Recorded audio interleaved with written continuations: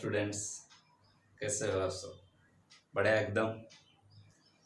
तो आज हम क्लास 12 के लिए लेक्चर ले आए हैं। क्लास 12 पे हम सॉलिड स्टेट शुरू कर रहे थे।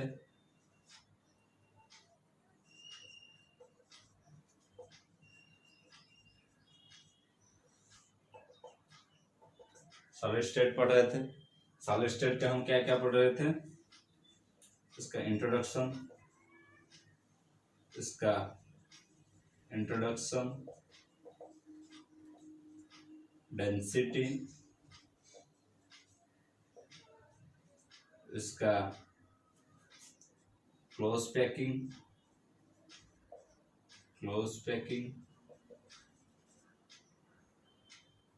1D 2D 3D में वहाँ इसके जरिए हम रहे थे। डेंसिटी का फॉर्मूला आपको फिर याद दिला देता हूँ। Rho equal to Z effective into mass bar a cube into N A. Okay, mass by volume आप जानते हैं। ये है आपका डेंसिटी का फॉर्मूला।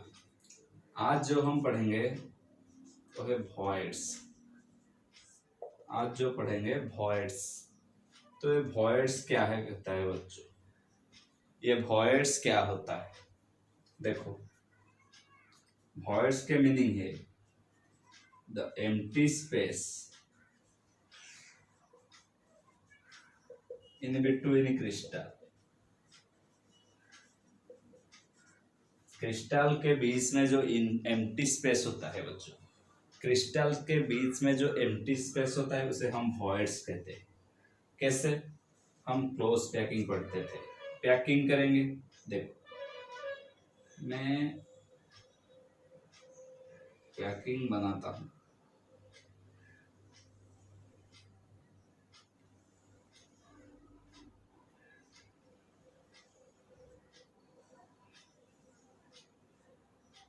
है नहीं बच्चों? तो यहाँ पर बच्चों आपको एम्प्टी स्पेस दिखाई दे रहा है। ये एम्प्टी स्पेस आपको दिखाई दे रहा है, एम्प्टी स्पेस। इस एम्प्टी स्पेस को हम क्या कहते हैं?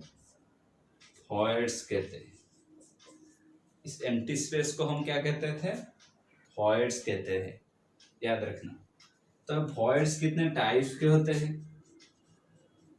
टाइप्स ऑफ वॉइड्स, वो कितने टाइप्स के गैप्स होते हैं? तो बच्चों ये 3 टाइप्स के होते हैं। वो कितने टाइप्स के होते हैं? 3 टाइप्स के। क्या क्या? ट्रायंगुलर वॉइड्स,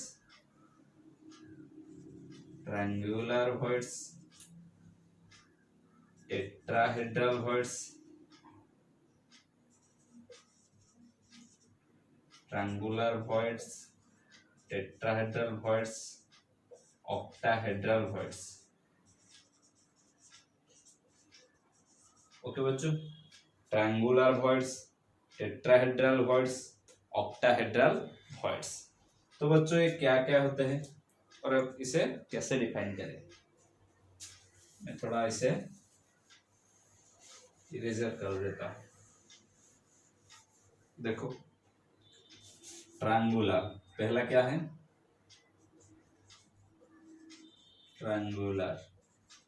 ट्रायंगुलर वॉइड्स किसे कहते हैं? देखो बच्चों, जब आपका तीनों मॉलिक्यूल, तीनों एटम्स के बीच में पैकिंग होगा। कितने एटम्स के बीच? तीनों एटम्स के बीच। तब जो गैप हमारा क्रिएट होगा और जो एम्प्टी स्पेस क्रिएट होगा 3 मॉलिक्यूल्स के बीच, उससे हम क्या कहेंगे? ये है वॉइड्स। किस टाइप का वॉइड्स? Trigonal voids. जब तीनों मॉलिक्यूल के बीच में जो वॉइड्स आएगा। दूसरा क्या है? Tetrahedral voids. टेट्राहेड्रल वॉइड्स बच्चों क्या होता है? देखो, जब उस तीनों के बीच में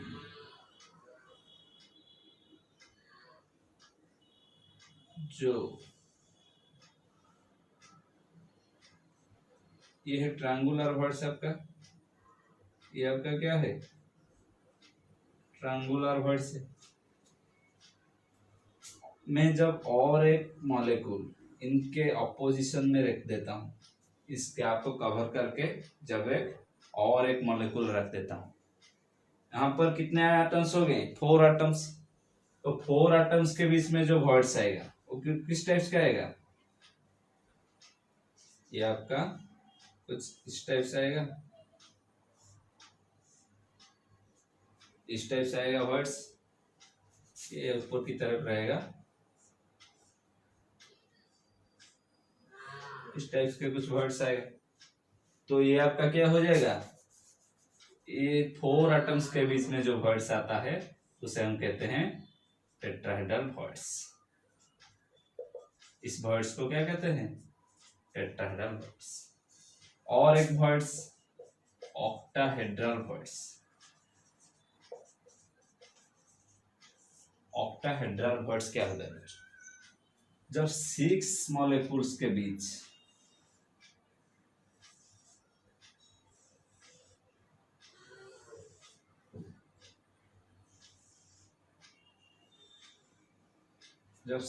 मॉलिक्यूल के बीच में जो गैप होता है उसे हम क्या कहते हैं ऑक्टाहेड्रल वर्ड्स।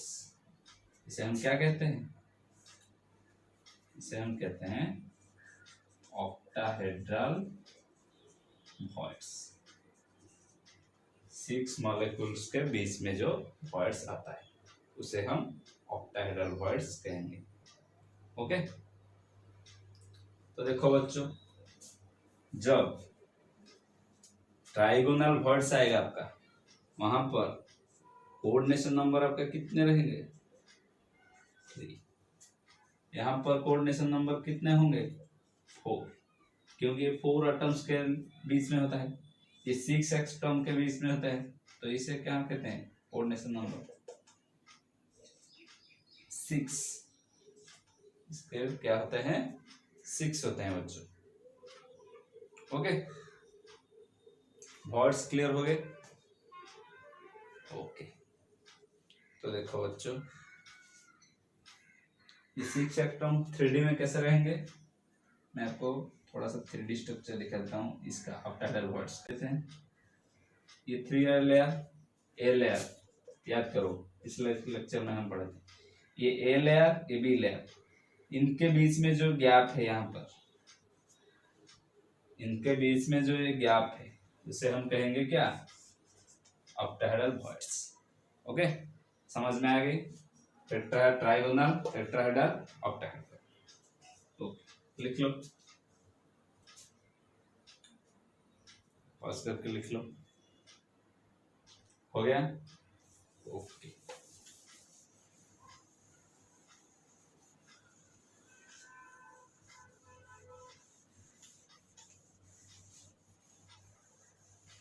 तो बच्चों इनके बाद हम देखेंगे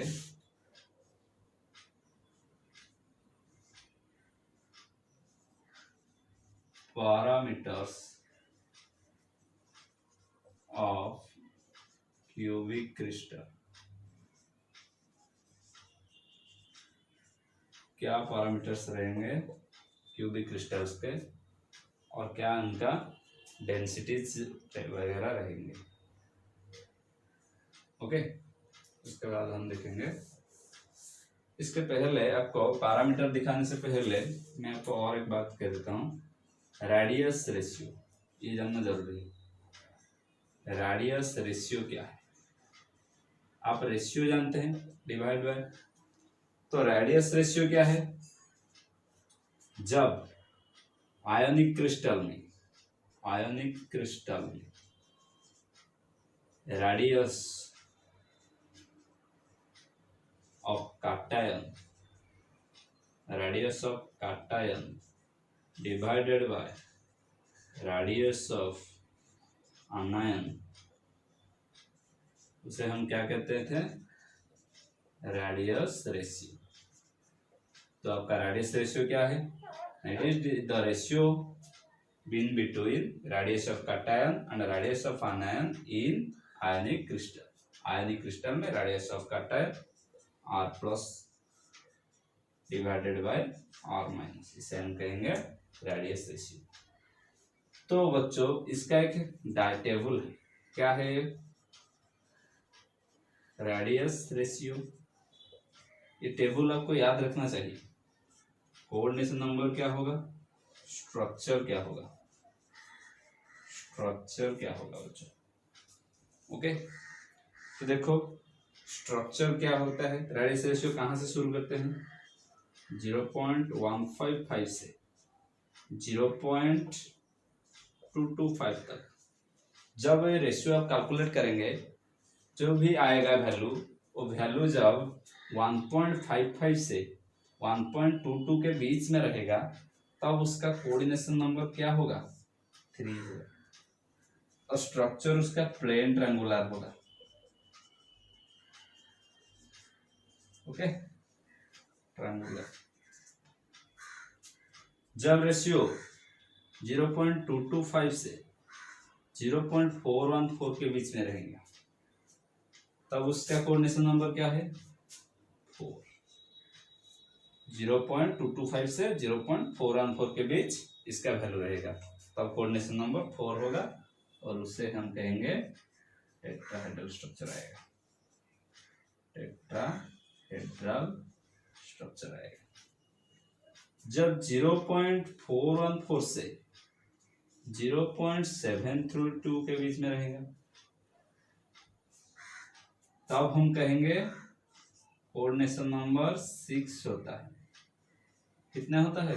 6 होता है। आप जानते हैं स्ट्रक्चर क्या होगा?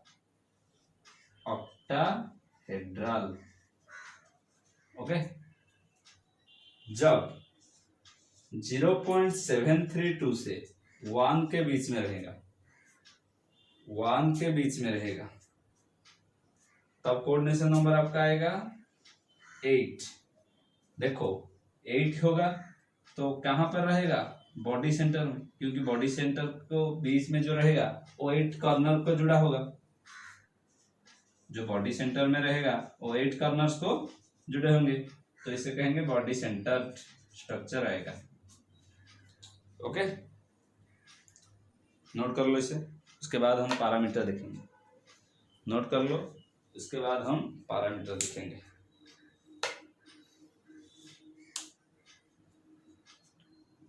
हो गया? ओके,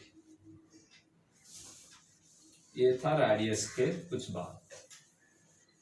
अब हम देखेंगे रेडियस के थ्रू पैरामीटर्स क्या है। Parameters means the relationship between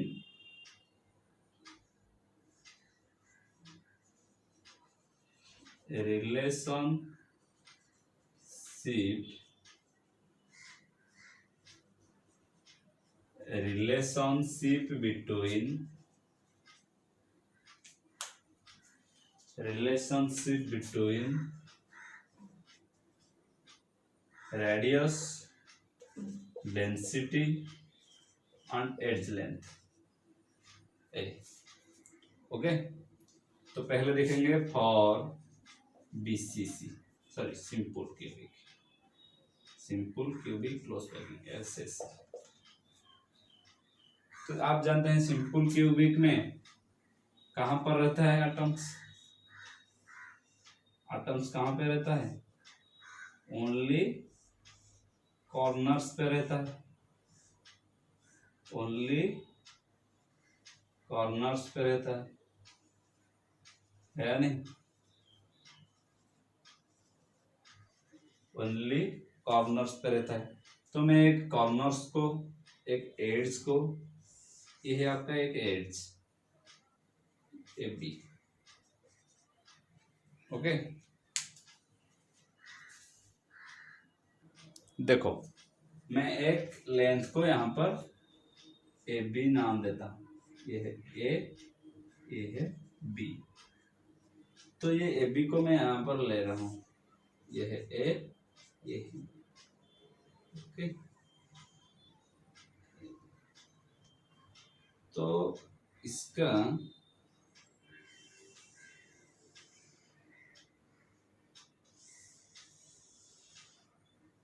ये दोनों कॉर्नर्स पे दो एटम, ये दो एटम इस तरह से रहेंगे, तो ये एटम के रेडियस r है, इस एटम के रेडियस ये r है या नहीं। ये दोनों एटम के मैं थोड़ा बड़ा करके दिखा देता हूँ। ये इस एटम के रेडियस r होंगे, इस एटम के रेडियस r होंगे। तो हम जानते हैं, क्या जानते हैं यहाँ पर, तो क्या हो गया, a है, ये दोनों के डिस्टेंस क्या है, a है, इन दोनों के डिस्टेंस क्या है, a है। तो बच्चों a क्या होगा, इन दोनों के डिस्टेंस कितना है, a है। तो ये a यहाँ पर 2r हो गया, यहाँ पर a कितना हो गया, 2r। हम जानते हैं दोनों r के डिस्टेंस को d माना जाता है, और dr भी यहाँ पर क्या हो गया, 2r हो गया। 2 नियरेस्ट नेबर के डिस्टेंस को d मान लेता हूँ, तो वो d कितना हो गया, 2r। यहाँ पर भी a 2r। ओके, ये याद रखना, d equal to 2r for BCC। देखो BCC के केस में क्या होता है, आप जानते हैं एटम्स कहाँ पर रहता है, मैं आपको दिखा देता हूँ, उसके बाद बड़ा करके भी दिखा दूंगा। आप जानते हैं कॉर्नर्स पे रहते हैं, और कहाँ पे रहते हैं, फेस सेंटर में रहते हैं, फेस सेंटर में रहते हैं, है नहीं, फेस सेंटर में रहते हैं। तो मैं एक फेस को यहाँ पर जूम कर दूंगा, ये है आपका एक फेस, ओके, ABCD। यहाँ पर एटम्स है, यहाँ पर है, तो किस तरह से है मैं दिखाता हूँ आपको थोड़ा जूम करके। यहाँ पर भी, तो सबको मॉर्स कर लिया। तो यहाँ पर हमारा एक एटम है,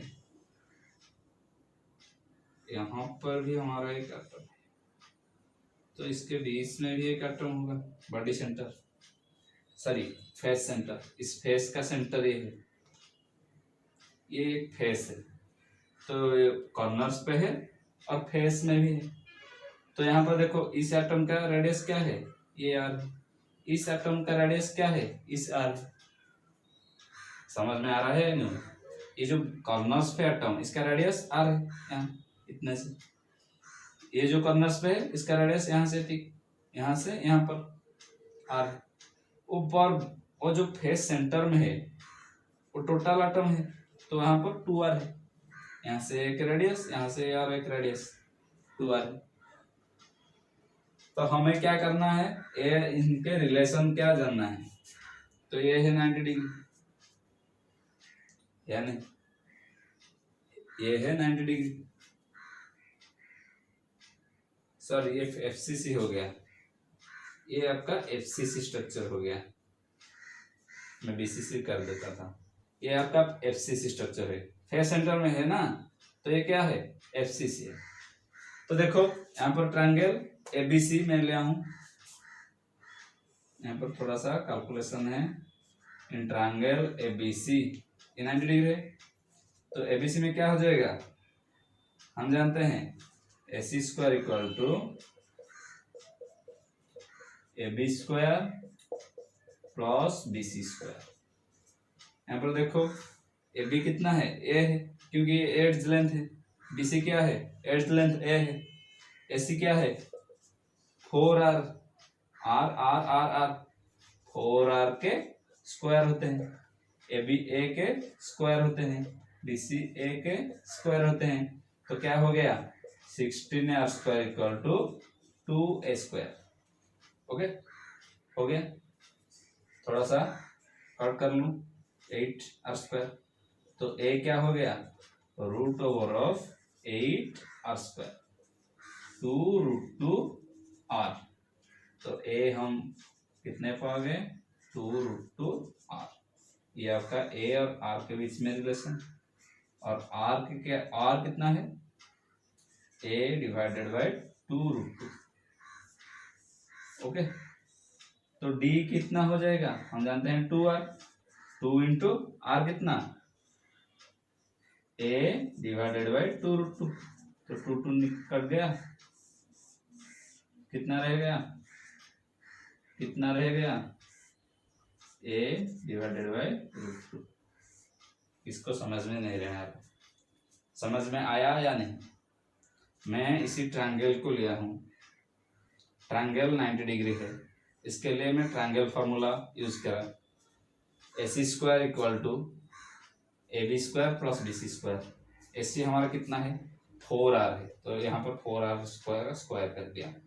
AB कितना है, A है, क्योंकि ये एड्ज लेंथ है, एड्ज लेंथ A लिया हूँ मैं। BC भी एड्ज लेंथ है, इसको भी A लिया हूँ, तो ये 16r square equal to 2a square. इसको थोड़ा कट कर लिया, A हमारा निकल आया 2√2r। r कितना हो जाएगा, डिवाइडेड कर दिया, a डिवाइडेड बाई 2√2। डी हम जानते हैं कितना, 2r। 2 इंटू आर कितना, a डिवाइडेड बाई 2√2। 2 कट गया, a डिवाइडेड बाई √2। ओके, ये हो गया हमारा SCC एंड FCC। ओके, ये हमारा SCC एंड FCC का स्ट्रक्चर हो गया। उसके बाद BCC का स्ट्रक्चर करेंगे। ये FCC, ये फेस सेंटर के हम बनाए थे। ओके, लिख लो, अच्छे से लिख लो, हो गया। ओके, जिसको भी नहीं हुआ है वो पॉज करके लिख सकता है। उसके बाद हम देखेंगे BCC के। BCC में क्या आता है, ADR के रिलेशन, आप खुद भी निकाल सकते हैं। और BCC हम जानते हैं, BCC में कहाँ पे रहता है, कॉर्नर्स पे और बॉडी सेंटर पर। कॉर्नर्स पे और बॉडी के सेंटर पर है या नहीं। मैं तो कनेक्ट कर दूंगा बॉडी सेंटर को इस कॉर्नर से, इसको इससे, तो हमारा निकल आएगा ये हमारा रिलेशन। तो इसको थोड़ा बाहर लेकर आ रहा हूँ। इसी तरह से हमारा ये ट्रायंगल है या नहीं, ये बीच का जो ट्रायंगल है ये इसी तरह से, और ये जो साइड का ट्रायंगल है ये कुछ इस तरह से है नहीं। ये जो साइड्स के ट्रायंगल्स है ये कुछ इस तरह से, मैं दिखा देता हूँ किसी तरह से, इस तरह से, इसके बाद इसी तरह से, है नहीं। और यहाँ पर हम कट कर रहे हैं, ये जो कट है यहाँ पर, है नहीं, ये है उसी कट। तो इसको हम थोड़ा सा सीधा बना लेते हैं, क्योंकि ये इनके बीच में होते हैं। हो गया, तो ये दोनों ट्रायंगल में लेकर आया हूँ, A B, ये है A, ये है B, ये है C, ये है D। ओके, आप समझ रहे हैं मैं किसे क्या ले रहा हूँ। ABC ये बीच का ट्रायंगल, ये जो ट्रायंगल है ये है BCD। तो पहले इन ABD ट्रायंगल में, इन ABD ट्रायंगल क्या जाना है, AD स्क्वायर। AD पहले हम डायग्राम कर देते हैं, ये भी कुछ उसी तरह से। क्यों, क्योंकि ये है बॉडी सेंटर, बॉडी सेंटर में, और ये कॉर्नर्स पे भी रहता है, तो ये उसी तरह से फेस सेंटर की तरह इसका भी क्या होगा, रेडियस 4 रेडियस होगा। ओके, ये है बॉडी सेंटर, ये है कर्नल, ये है कर्नल। समझ में आ रहा है? इसी ट्रायंगल को लिया हूं, AD square equal to AB square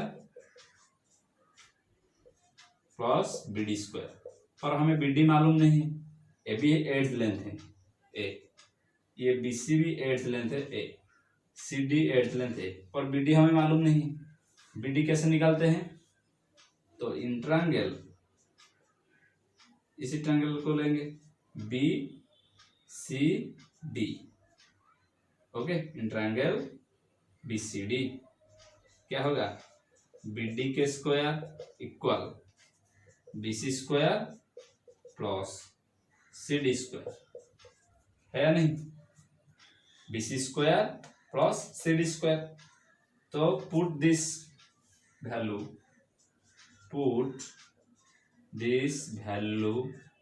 of BD square in above equation। above equation यहाँ पर इस BD को यहाँ पर पुट कर देंगे, तो क्या हो जाएगा, AD square equal to AB square plus BD square कितना है, BC square plus CD square. मैं यहाँ पर लिख सकता हूँ BC square plus CD square. तो यहाँ पर कैलकुलेट कर देते हैं। AD स्क्वायर क्या है, 4R के स्क्वायर है। देखो AD उनके बीच में, AD के बीच में कितने आर से, 4R से, तो मैं लिया हूं 4R के square equal AB BC CD, ये तीनों एड्स हैं, AB BC CD ये तीनों एड्स हैं A। तो मैं क्या लिख सकता हूं, 3 छोड़ो खोल के लिखता हूं, AB A है A के स्क्वायर, ये भी A है A के स्क्वायर, ये भी A है A के स्क्वायर। तो क्या हो गया, 4R square equal to 3A square. Okay, 4R को यहाँ पर खोल देता हूँ, 16R स्क्वायर। तो यहाँ पर कुछ नहीं कटता है, तो A equal to 16R square divided by 3 के root of 4R divided by 3। A हमारा निकल आया कितना, 4R डिवाइडेड बाई 3, ये है A। R कितना है, 3/R 3/4A। ओके, यहाँ पर थोड़ा मिस्टेक हुआ है, ये √3 रहेगा ना, 16 के रूट ओवर कितना 4, R स्क्वायर का R 3 का 3 रहेगा, ये √3 रहेगा, √3 डिवाइडेड बाय 4, यहाँ पर 4 डिवाइडेड बाय √3। तो हमारा D का रिलेशन क्या हो जाएगा, 2R 2 into √3 divided by 4A। तो ये हो गया D हमारा कितना, √3/2A। लिख लो, ये हमारा BCC के रिलेशंस होते हैं। ओके, लिख लो, अच्छे से लिख लो। उसके बाद हम पैकिंग फ्रैक्शन पढ़ेंगे, पैकिंग एफिशिएंसी पढ़ेंगे, वॉइड फ्रैक्शन पढ़ेंगे। हो गया? ओके, जो जिसका नहीं होता है वो पॉज करके लिख सकता है। तो यहाँ पर हम अब पैकिंग एफिशिएंसी के बात करेंगे। तो बच्चों, पैकिंग एफिशिएंसी क्या होता है? बच्चों, जो जब हम पैकिंग करते हैं वो तो 100% नहीं रहता है। Packing efficiency,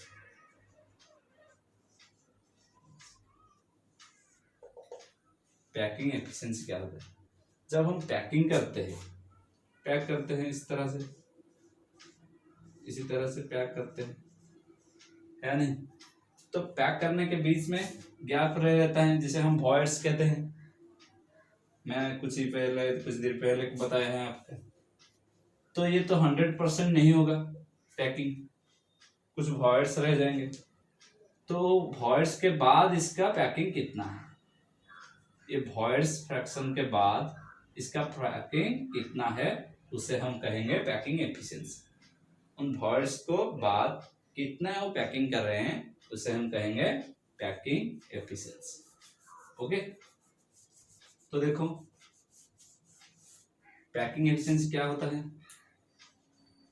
packing efficiency equal to packing fraction into 100। तो पैकिंग फ्रैक्शन क्या है बच्चों, पैकिंग फ्रैक्शन क्या है, पैकिंग फ्रैक्शन है कितना मॉलिक्यूल रहते हैं 1 यूनिट सेल पर, एक यूनिट टोटल यूनिट सेल में कितना मॉलिक्यूल्स होते हैं। तो इसे वो किसे कैलकुलेट करेंगे, वॉल्यूम, जिसे हम कहते हैं ऑक्यूपाइड वॉल्यूम, ऑक्यूपाइड वॉल्यूम जो मॉलिक्यूल ऑक्यूपाई कर रहे हैं, divided by total volume,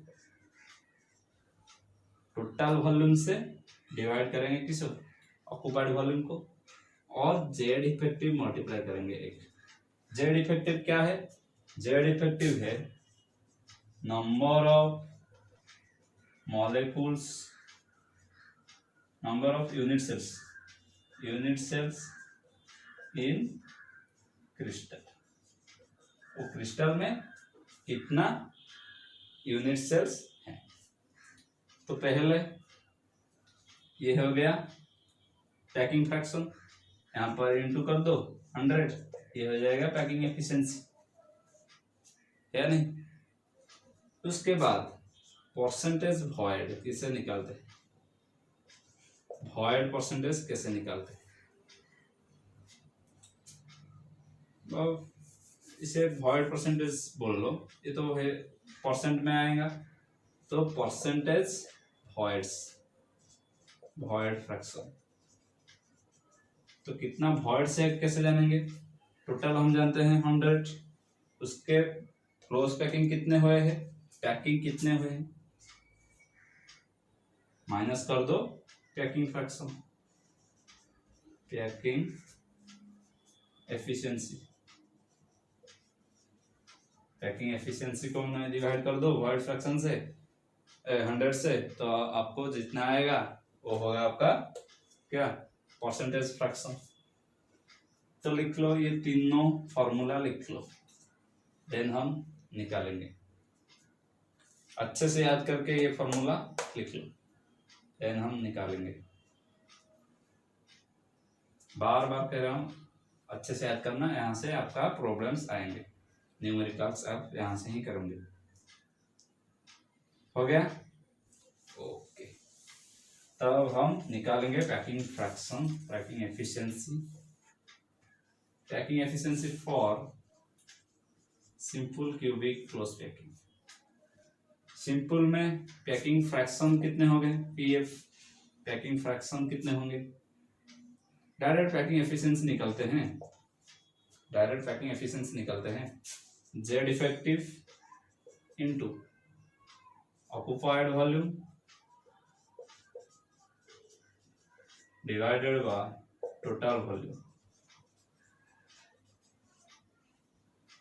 Z effective में आप जानते हैं क्या है, कितने जेड, कितने यूनिट सेल्स हैं सिंपल क्यूबिक में, 1 यूनिट सेल है नहीं, 1 यूनिट सेल है। उसके बाद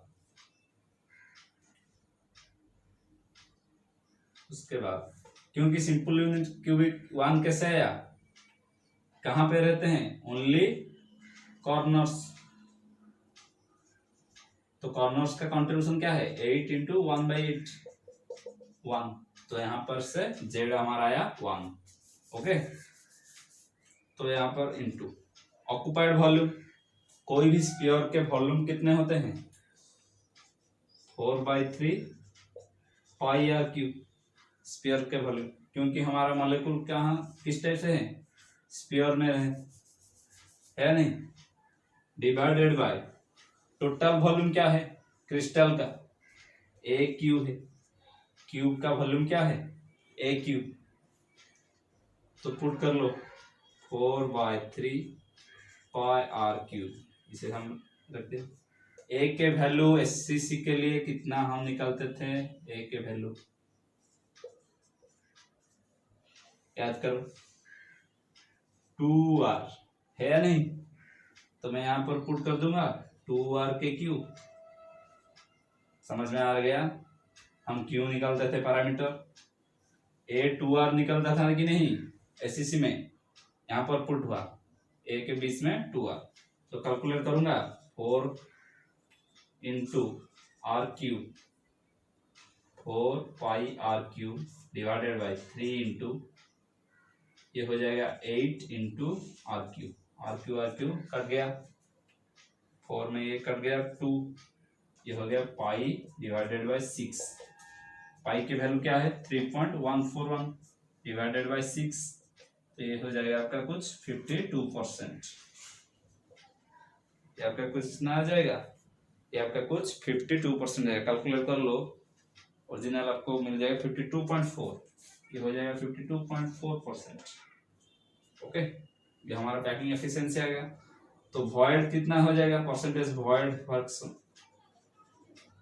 परसेंटेज वॉइड फ्रैक्शन कितना हो जाएगा? 100 माइनस 52.4, ये हो जाएगा कुछ आपका 47.6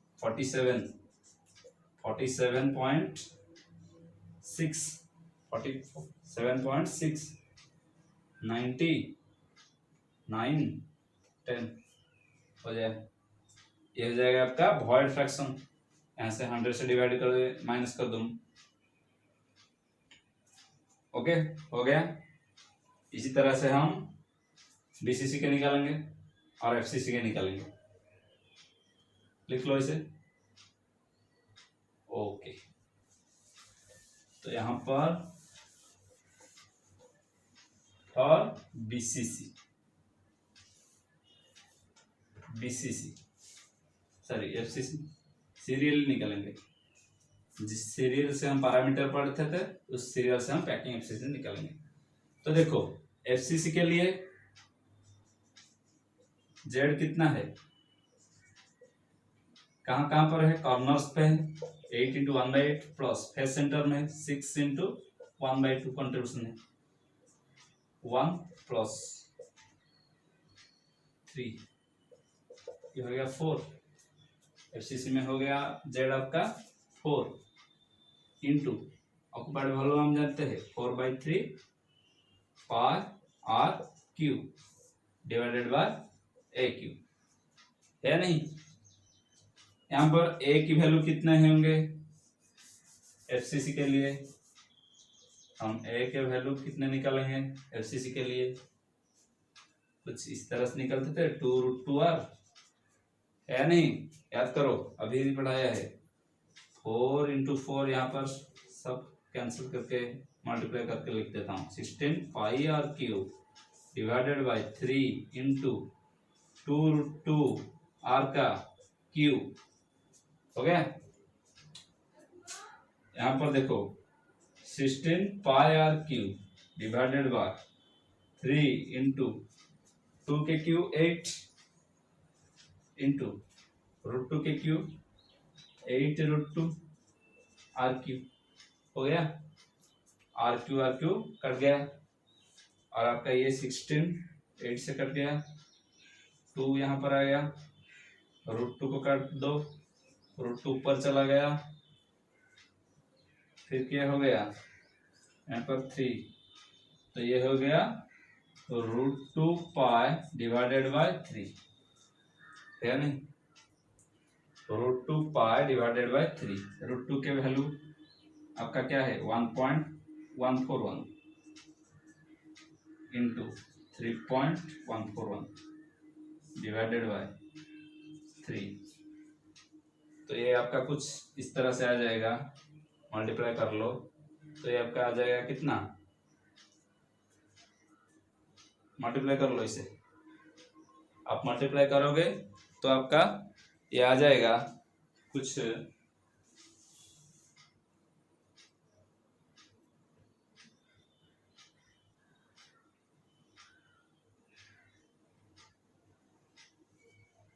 यहाँ पर मल्टीप्लाई कर लो, कुछ आ जाएगा आपका 4 into 4/3 pi r cube a cube के वैल्यू हम सही पकड़ रहे हैं या नहीं? यहाँ पर हम गलत कर रहे हैं। 2 के क्यू क्या होगा?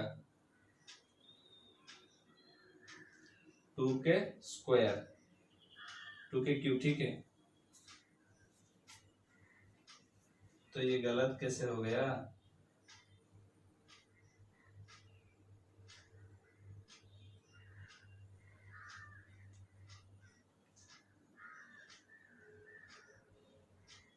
यहाँ पर √2 से 8 √2 आर क्यू हो गया। तो इसे कंटिन्यू करो। देखो बच्चों, हमारा यहाँ गलत हो रहा है। 8 √2 ये नहीं होगा। ये कितना हो जाएगा? 2 के क्यू 8, 2 √2 के क्यू 2 √2, तो 16 √2 हो गया ना। कितना हो गया? 16 √2। तो ये हमारा क्या हो जाएगा? टोटल 16 को 16 कट जाएगा, तो ये हो जाएगा पाई 3 इंटू √2। तो ये हो गया पाई की वैल्यू 3.141, 3 इंटू 1.141। तो ये आपका आ जाएगा 0 इंटू 100, ये हो जाएगा आपका 74%। ओके, तो आपका वॉइड फ्रैक्शन कितना आएगा? परसेंटेज वॉइड फ्रैक्शन लिख लो। 100 माइनस 74 कितना आ गया?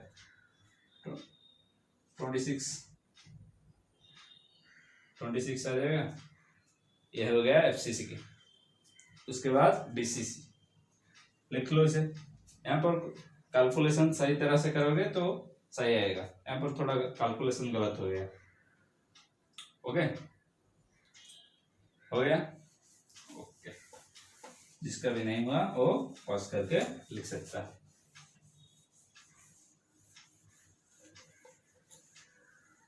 और बीसीसी देखो, बीसीसी के लिए क्या होता है?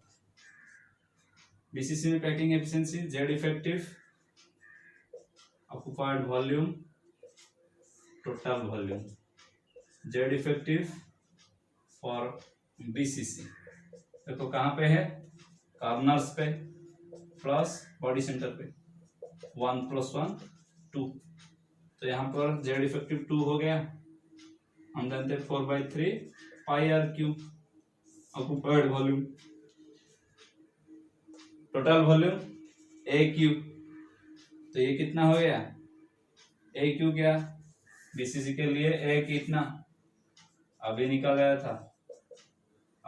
रहा था कितना? 4/√3 आर। ओके, यहाँ पर लिख लो 2 मल्टीप्लाई कर लिया 8 pi r cube divided by 3 into a कितना है? 4/√3 के आर के क्यू। तो लिख लो यहाँ पर कितना हो गया? 8 पाई आर क्यू, ऊपर वो जो था वही रहा 3 इंटू 3। 4 के क्यू कितने हैं? 64 डिवाइडेड बाय √3 के कितने हो गए? 3 into √3 r cube. Okay, r cube का आर क्यू कट गया, 3 से 3 कट गया, 8 से ये कट गया 64। तो ये क्या आ गया? √3 पाई। √3 पाई ये कितना हो गया? 8। √3 पाई डिवाइडेड बाय 8 है नहीं? √3 नीचे है, ऊपर चला जाएगा। तो √3 के वैल्यू हम जानते हैं कितना? 3.141 इंटू पाई के, ये पाई के वैल्यू, √3 के वैल्यू 1.41, √3 के वैल्यू कितने हैं? 1.732 इंटू पाई कितना? 3.141 डिवाइडेड बाय 8, तो ये कितना आ जाएगा इंटू 100, 68%। तो ये कितना वॉइड फ्रैक्शन इनका क्या हो जाएगा, परसेंटेज वॉइड फ्रैक्शन, 100 माइनस 68 कितना 32 हो गया। ये हो गया आपका पैकिंग एफिशिएंसी। उसके बाद हम डिफेक्ट्स देखेंगे और उनका न्यूमेरिकल्स करेंगे। ओके, तो आप सभी को हमारा एक रिक्वेस्ट है, आप इस लेक्चर को आपके सभी दोस्तों के साथ शेयर करो और हमारे चैनल के साथ जुड़े रहो और अच्छे से ये वीडियो लेक्चर और एक बार देख लो। और डिस्क्रिप्शन में कुछ क्वेश्चंस रहेंगे और इसके नोट्स भी रहेंगे, आप कंटैक्ट करके नोट पा सकते हैं। ओके, तो पढ़ाई करते रहो, बेस्ट ऑफ लक।